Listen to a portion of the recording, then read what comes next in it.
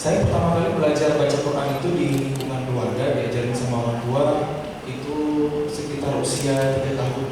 Itu belajar baca aja. Nah, saya punya minat, punya hobi lah dari kecil. Setiap kali ngedengerin suara ngaji, itu saya suka niruin. Kan kalau kita di Aceh itu kan tiap sebelum azan dikumandangin selalu diputerin suara ngaji tuh di masjid-masjid kita, di masa-masa kita. Nah, saya dari kecil tuh punya minat buat niruin suara-suara kali itu. Nah, kemudian waktu TK saya lanjut belajar Quran di TPA, waktu SD saya bimbing dulu di sini. TPA-nya terus berjenjang. Barulah waktu usia sekitar kelas 5 SD saya mulai belajar irama Al-Quran secara serius. Dan itu pun untuk kebutuhan diikut sertakan dalam event Musabaqah Tilawatul Quran, cabang tilawah anak-anak. Kemudian tamat SD, tamat MIN, saya masuk ke SMP, ke salah satu SMP swasta di Sigli, SMP PPU Sigli. Ada yang belum alumni PPU di sini? Ada ya? Masya Allah, barakallah. Nah, sambil sekolah di SMP PPU, alhamdulillah saya dapat kesempatan untuk tinggal di salah satu rumah hafiz di Aceh. Namanya Madrasah Ulumul Quran, Kabupaten Pidi. Jadi waktu dirintis itu belum punya pendidikan formalnya. Jadi di situ khusus buat ngafalin Quran aja. Santri angkatan pertama itu sekitar 20 orang. Dan semuanya itu dibiayai oleh pemerintah daerah setempat. Ditempatkan di sebuah rumah, tinggalnya gratis, makannya ditanggung sehari 3 kali free, kemudian dikasih jajan. Pokoknya fokus buat ngafalin Quran. Jadi sejak usia SMP saya mulai tinggal pisah dari orang tua, tinggal di rumah Quran. Target menghafalnya itu harus hafal khatam Al-Quran dalam waktu 3 tahun, 30 juz. Jadi 10 juz per tahun targetnya, atau 1 juz per bulan, itu target bulanannya. Kalau target hariannya itu 1 halaman per hari. Jadi kalau kita pakai mushaf hafalan, mushaf Utsmani yang Quran pojok, itu kan 1 juznya kan 10 lembar. Jadi 10 lembar 20 halaman. Nah, kalau semalam 1 halaman itu 20 hari udah selesai, itu 1 juz. Cuma kan yang namanya menghafal Al-Quran, apalagi kita tidak menguasai bahasa Arab secara aktif, nah itu butuh waktu untuk penguatan hafalan. Jadi hafalan itu harus diulang-ulang lagi. Makanya waktu 1 bulan itu dipakai untuk 1 juz. 20 hari selesai menghafal, dan 10 harinya itu untuk penguatan, untuk mengulang-ulang lagi supaya lebih kuat hafalannya. Waktu menghafalnya kapan? Kita itu menghafal Quran dari selesai sholat maghrib sampai 1 jam setelah sholat isya. Setelah itu baru kegiatan mandiri, nanti PR sekolah, makan malam, istirahat. Nah, keesokan harinya kita dibangunin sama ustadz-ustadznya 1 jam sebelum sholat subuh. Nah, itu persiapan segala macam. Setelah sholat subuh, setoran hafalan, itu antrian. Nah, baru selesai setoran, baru siap-siap sekolah, sarapan, mandi, segala macam, baru berangkat sekolah. Nah, karena saya sebenarnya satu-satunya ya, berdua sih yang sekolahnya itu di sekolah swasta gitu, sekolah unggul lah. Jadi sekolahnya itu dari pagi sampai sore. Kalau teman-teman yang lain satu angkatan itu cuma sampai siang, ternyata saya sampai sore gitu, dari pagi sampai sore. Nah, pulang sekolahnya kita dituntut untuk nyetorin lagi hafalan yang udah lama dihafal, hafalan hasil perancaan, misalnya takrir gitu. Jadi itu aja rutinitas saya ketika di usia SMP gitu. Gimana sih saya ngejalaninnya itu? Berat nggak? Jujur berat.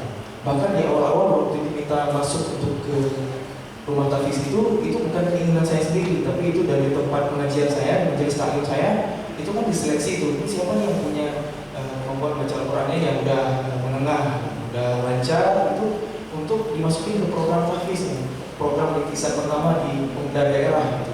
Akhirnya saya masuk gitu, untuk masuk ke sana. Awal-awal saya jalaninnya itu berat banget. Sekolah dari pagi sampai sore, sekolah ngumpul, eksak, IPA, terus PR-nya banyak.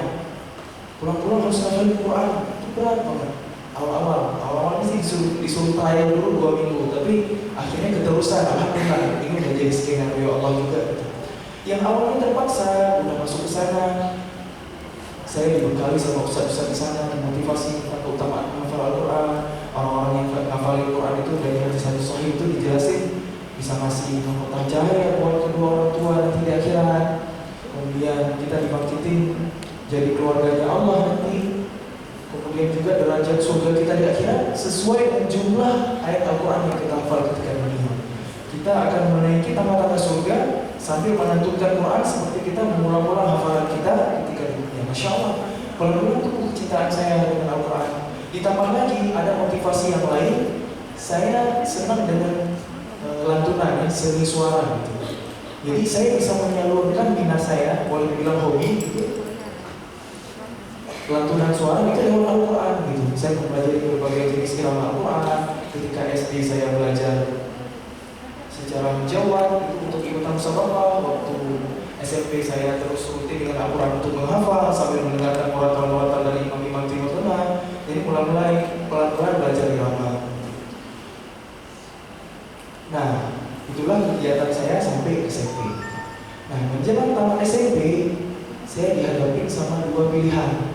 Saya mulai masuk di rumah tahfiz itu di Sigli. Kalau sekarang saya belum punya sekolahnya ya, belum punya sekolah sendiri, udah nggak sekolah keluar lembaga lagi, tapi memang udah jadi sekolah formal.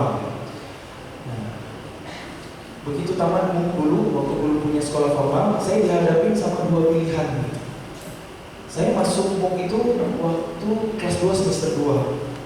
Jadi target khatam 30 juznya kan 3 tahun. Jadi saya baru tahun 1,5 tahun di sana. Setoran hafalannya waktu itu baru 11 juz yang disetoran waktu itu.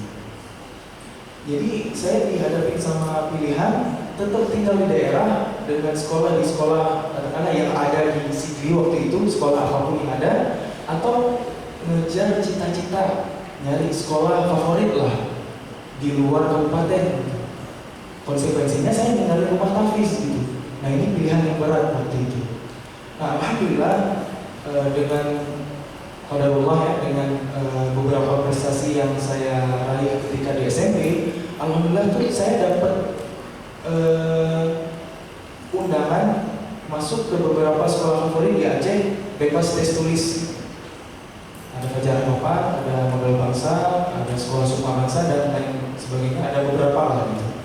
Nah jadi ini lebih jadi pilihan lagi buat saya. Ini saya memilih tinggal masuk aja nih, tinggal tes kesehatan aja. Kalau tes tulisnya udah bebas gitu. Sekolah-sekolah itu. Nah akhirnya saya konsul sama orang tua saya, sama umi saya, gimana nih baiknya hafal Quran satu sisi baik banget, mulia banget tugasnya gitu. Tapi pengen mengejar cita-cita juga gitu. Umi saya ngasih nasihat, Muzammil, kamu hijrah aja kepada Aceh, nyari sekolah yang favorit buat ngejar cita-citanya, tapi jangan tinggalin Qurannya. Itu bisa bagi saya. Nah, quote yang masih berbekas sampai hari ini buat saya pribadi dan menjadi doa dari umi saya, Muzammil, kamu harus jadi seorang yang berhati Mekah dan berotot Jerman.